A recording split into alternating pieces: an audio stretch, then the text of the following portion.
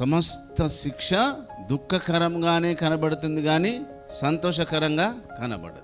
శిక్ష అనేది ఎవరికైనా సంతోషకరంగా ఉంటుందా, బాధాకరంగా ఉంటుందా? బాధాకరంగా ఉంటుంది, సంతోషకరంగా ఉండదు. కింది వాక్యం ఉంటాడమండి, ఇంకా కంటిన్యూ కావాలి, మనం ఒక్క కాడిని ఆగిపోయాం. సమస్త శిక్ష దుఃఖకరంగా కనబడునే గాని సంతోషకరంగా కనబడదు. అయినను దాని అందు అభ్యాసం కలిగిన వారికి అది నీతియను సమాధానకరమైన ఫలము ఇచ్చును. మన జీవితంలో దేవుడు అనుమతించినా లేదా అనుమతించకపోయినా కానీ కలిగే శ్రమ మన జీవితంలో మనల్ని ఉన్నతమైన స్థితిలోకి తీసుకెళ్తుంది. ఇది స్పిరిచువాలిటీలోని ఆశీర్వాదం. నువ్వు తిరుపులోకి వెళ్ళకుండా దేవుడు నిన్ను ఆపి ఇక్కడే నువ్వు చేసిన దానికి నీవుగా దానికి ప్రాయశ్చిత్తంగా పశ్చాత్తాపడడానికి ఇచ్చే అవకాశం అది. ప్రత్యేకించబడే వ్యక్తికి జనరల్ ఏమిటి? ప్రత్యేకించబడగానే ఉంటుంది. ఆయన శ్రమ ప్రత్యేకమే, ఆయన ఆశీర్వాదం ప్రత్యేకమే, వారి శోధన ప్రత్యేకమే, వారి జీవిత విధానం అంతా ప్రత్యేకమే. ఆ ప్రత్యేకమైన జీవితంలో సమస్త శిక్ష మనకి ఎలా ఉంటుందట? దుఃఖకరంగానే ఉంటుంది, బాధాకరంగానే ఉంటుంది, సంతోషకరంగా అసలుకే.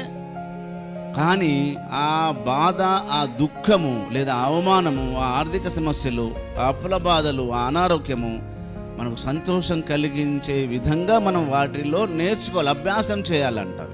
క్యాజువల్ కామన్ కాదు. దేవుడు నీకు ఒక పాఠం నేర్పించాలనుకుంటున్నాడు. నీవు తెలుసుకోవాల్సిన విషయాలు తెలుసుకోవడానికి అవకాశం కల్పిస్తున్నాడు. నీ శిక్ష కాదది, శిక్షణనిస్తున్నాడు దేవుడు.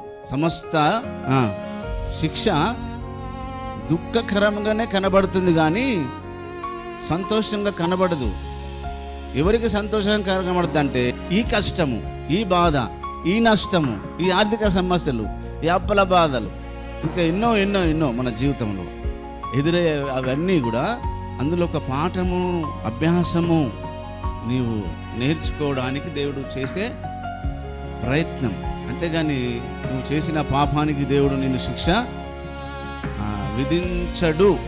మన ఆత్మీయ జీవితంలో సమస్త శిక్ష దుఃఖకరంగా కనబడదు కానీ సంతోషంగా కనబడదు. దాని అందు అభ్యాసము కలిగిన వారికి నీతి అనే ఫలం కలుగుతుంది.